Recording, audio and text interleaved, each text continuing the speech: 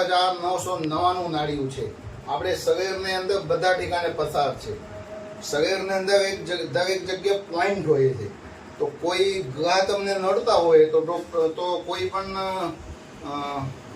કોઈ પણ જ્યોતિષી હોય એ તમને શું કહે કે વીટી પહેરવું. આ વીટી આપણે પહેરીએ તો વીટી જ્યારે આપણે બનાવીએ ને ત્યારે સોનિયમ બનાવવું તો અણી હોય વીટીમાં. અણી આપણે શરીરને ટચ કરતું હોય અને એ ટચ કરે ને એ જ વીટી ફાયદા કરે.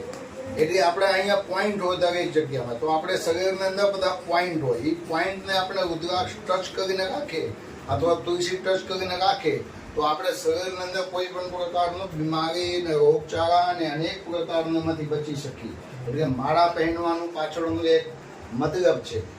વીટી પહેરવાને પાછળનું પણ એક વિઝન છે. પણ એ વિઝન કોઈ સમજતા નથી. ત્યારે બધા મોજ કરવા માટે ને શોખથી પહેરે છે.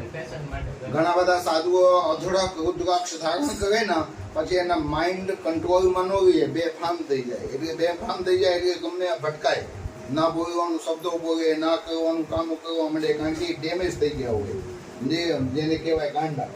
સમજી ગયા? પણ માપમાં લઈએ ને એટલે કોઈ પણ પ્રકારનું કંઈ થાય નહીં. ભગવાન કી જય.